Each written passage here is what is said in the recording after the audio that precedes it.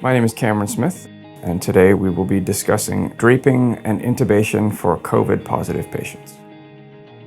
This represents one strategy that can be used to limit aerosol spread and contamination of the environment and people involved. Please adhere to your institutional guidelines. First, begin by identifying and gathering the proper equipment, including PPE. This should include a Mayo stand or other frame device for supporting a clear drape, a clear plastic drape, self-adhesive occlusive dressings, at least 8 of them, scissors, a video laryngoscope, a self-inflating bag valve device with a face mask, appropriately sized endotracheal tubes, stylets, and tube securing materials, viral filters, suction, backup airway equipment such as bougie and appropriately sized supraglottic airway devices, and emergency front of neck access for the airway, intubation drugs, as well as emergency drugs. Next, don your appropriate PPE.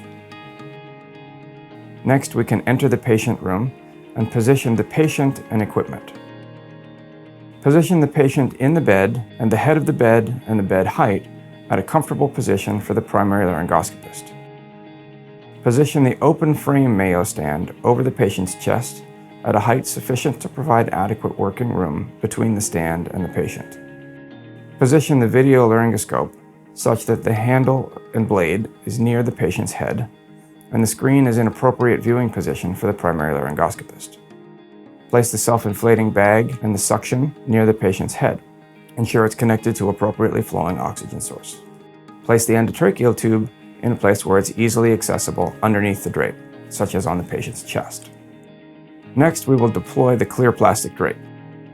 Unfold the drape over the Mayo stand, ensuring it's arranged in such a way that it covers the patient bed from left to right and from the head of the bed to at least the patient's waist. Next, place the self-adhesive occlusive dressings on the clear plastic drape at the location where the hands of the laryngoscopist and any assistant's hands will penetrate the drape to perform laryngoscopy and intubation. Leave the paper surrounding the edge of the dressing in place to simplify locating where they were placed.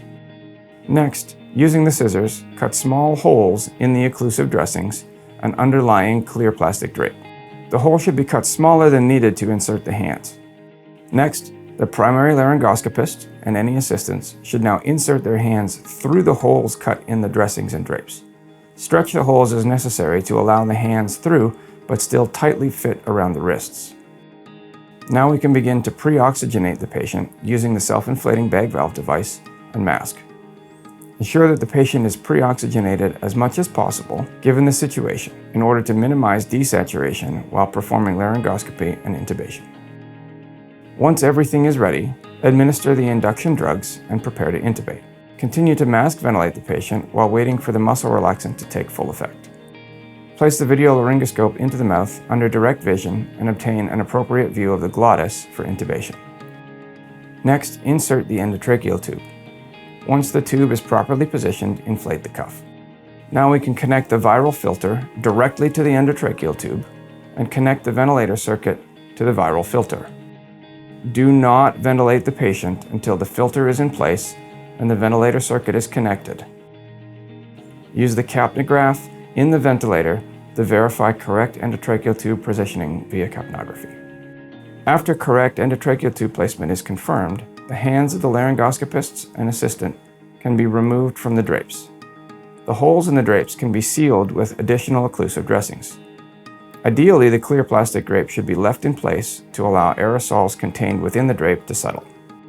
When ready to remove the drapes, gently gather it in such a way as to contain the inner surface inside the gathered drape and dispose of the drape in an appropriate waste container.